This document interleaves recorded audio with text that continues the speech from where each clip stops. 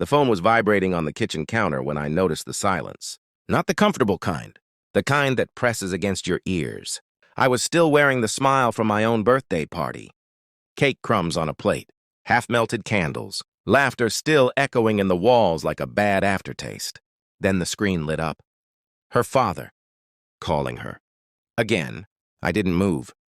I didn't look at her. I just watched her reflection in the microwave door as her face drained of color. Her hand trembled before she answered.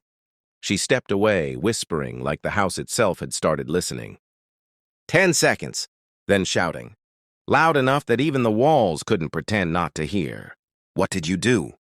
Do you understand what you've done? Do you have any idea what he showed me?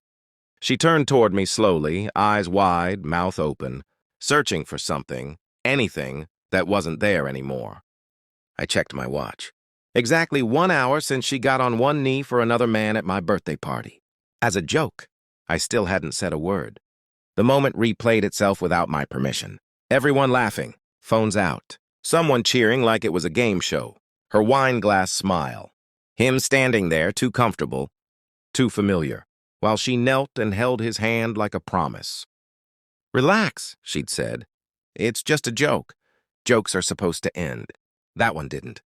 I remember the heat behind my eyes, the way my chest went hollow instead of exploding. That was when I knew something inside me had chosen silence over chaos. Silence is not weakness. It's preparation. I watched everything after that with surgical distance. The way she avoided my eyes. The way he left early proud, unafraid. The way her friends laughed a little too hard, like they already knew. I kissed her cheek. Thanked everyone for coming. Cleaned the plates. Inside my head, doors were opening. Memories rearranged themselves. Late nights explained. Password changes justified. A name she'd mentioned too often, then not at all. I didn't sleep. I listened. Her breathing. My thoughts. By morning, I wasn't angry anymore. Anger clouds judgment. What I felt was colder, cleaner. I checked phone records while she showered. Shared cloud backups she forgot about. Old messages she thought were deleted because she never understood how storage really works. I found years, not weeks, not months. Years of quiet betrayal. Plans disguised as errands, love disguised as stress, lies layered so carefully they almost deserved respect. Almost. I took screenshots, downloaded logs, printed timelines. Then I made one call, not to a friend, not to a lawyer, to her father. He was old school, reputation first. A man who believed names were worth more than feelings. I asked him one question. Did you know your daughter was engaged to someone else while married to me? Silence.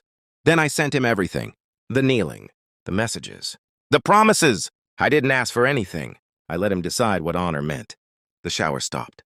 She came out wrapped in a towel, humming like the world hadn't tilted. She froze when she saw the folder on the table. What's that? She asked. I slid it toward her. She didn't open it. She already knew. Her phone rang again. Her father. She answered this time on speaker, panic making her careless. You humiliated this family, he screamed. You humiliated yourself. My lawyer is drafting papers as we speak. She looked at me then, not with anger, with fear. What did you make him do? She whispered. I stood up slowly, calmly, like I was done rushing for the rest of my life. I didn't make him do anything, I said. I just told the truth. She collapsed into a chair, sobbing. Words poured out. Excuses, explanations, love mixed with regret like poison, pretending to be medicine. I listened.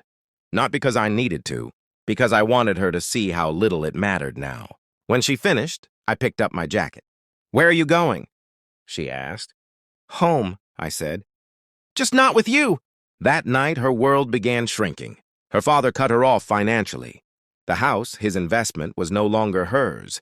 Her lover vanished the moment lawyers appeared. He'd enjoyed the joke, not the consequences. By morning, I had an email from her father's lawyer. Clear, efficient, final.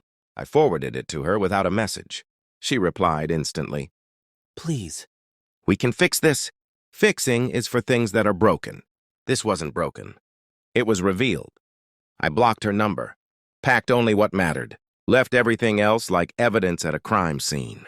No confrontation, no shouting, no revenge that could be called cruel. Just truth, placed precisely where it would hurt the most. Weeks later, I heard she still tells people it was just a joke. I don't correct her. Some people need lies to survive. I didn't. By the time she understood the cost of kneeling, I was already standing somewhere else, untouched, unclaimed, and finally free. She lost everything trying to laugh at me. I gained silence. And silence never betrays you.